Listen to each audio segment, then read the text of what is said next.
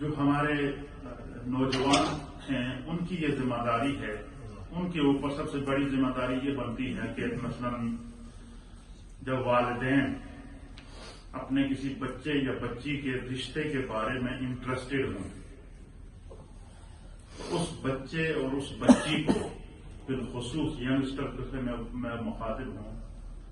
اس بچے اور اس بچی کو اتنا ضرور سوچنا چاہیے کہ یہ میرے ماں باپ وہ ہیں جنہوں نے میری زندگی کے 20 سال 25 سال یا 30 سال ہو گئے میری بچپن سے لے کر اس وقت تک پرورش کی ہے، مجھے پڑھایا ہے، میری ہر ضرورت کو پورا کیا ہے۔ کم از کم نوجوانوں کو، بچوں اور بچیوں کو اپنے ماں باپ کے بارے میں اتنی سوچ ضرور رکھنی چاہیے کہ یہ میرے حق میں کوئی غلط فیصلہ نہیں کریں گے۔ نمبر 1 بات، جب ایسی سوچ پیدا ہوگی معاشرے کے اندر کہ نوجوان بچے کو اور بچی کو جب اس کے رشتے کی بات کی جائے تو اس کے ماں باپ اگر اس کو گارنٹی دیں،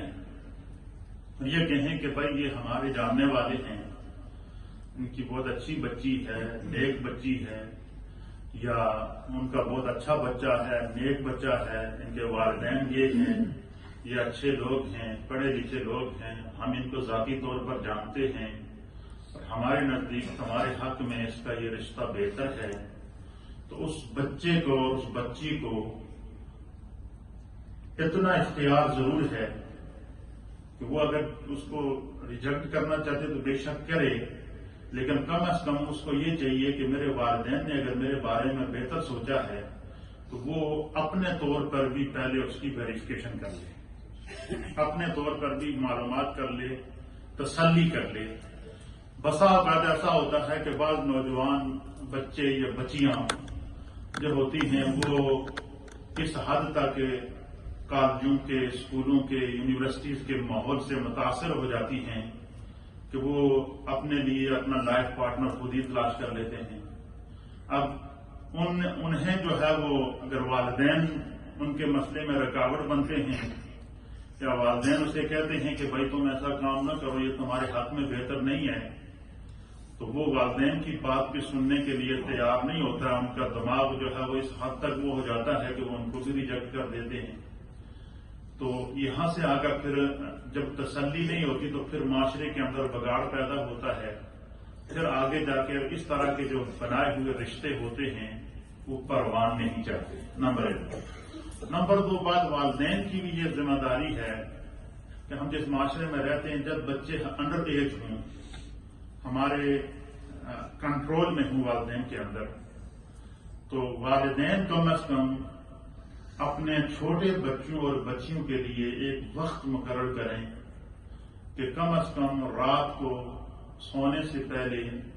یا جب بھی ان کو وقت ملے وہ 1 گھنٹہ آدھا گھنٹہ بچوں سے، بجائے اس کے کہ آپ بچوں سے یہ ڈسکس کریں کہ تو نے فلاں کارٹون دیکھے ہیں وہ کیسے تھے، یہ ڈسکس کریں کہ تو نے فلاں ڈرامہ دیکھا ہے وہ کیسا تھا، یہ ڈسکس کریں کہ تو کون سی فلم تو نے دیکھی ہے۔ یہ ہوتا ہے معاشرے کے اندر، یہ ہیں تو بڑی کڑوی باتیں لیکن یہ ہم سب کے اندر پائی جاتی ہیں، تو اس کو ڈسکس کریں۔ یہ اپنے آپ کے اوپر ہم میں سے ہر ایک اگر یہ لاگو کر دے کہ ہم کم از کم یہ کہ اپنے بچے کو اس طرح کی اویئرنیس دیں کہ بھئی طلاق کے یہ نقصانات ہیں، اچھی فیملی کے یہ فوائد ہیں، نیک اولاد کے یہ فائدے ہیں، یہ اس کا نقصان ہے، یہ اس کا فائدہ ہے، تو ہمارے گھر کے اندر موجود چھوٹے چھوٹے جو بچے اور بچیاں ہیں ان کو جب گھر کا ماحول اچھا ملے گا تو اچھی ذہنیت ملے گی۔ حدیث پاک کے اندر آتا ہے، اللہ کے پیارے حبیب لبیب نبی رحمت جناب سید العالمین محمد رسول اللہ صلی اللہ تعالی علیہ وآلہ وسلم کا ارشاد ہے،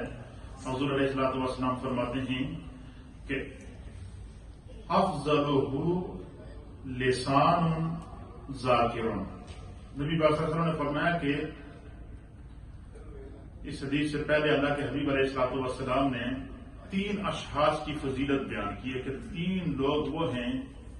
کہ جن کو اگر اللہ تعالیٰ اس طرح کی نعمتیں عطا فرما دے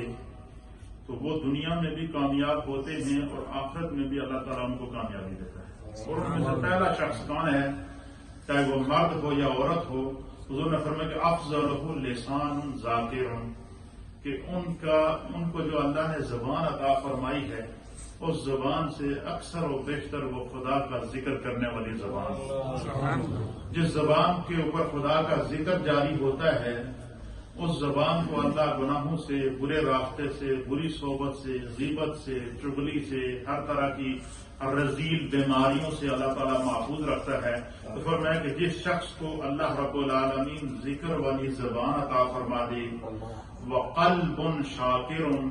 اور شکر والا دل عطا فرما دے. دوسری چیز کیا ہے؟ شکر والا دل عطا فرما دے. وَزَوْجَةٌ مُؤْمِنَةٌ تُعِنُهُ عَلَى إِيمَانِهِ. حضور علیہ السلام نے فرمایا کہ کسی بھی شخص کی فضیلت یہ ہے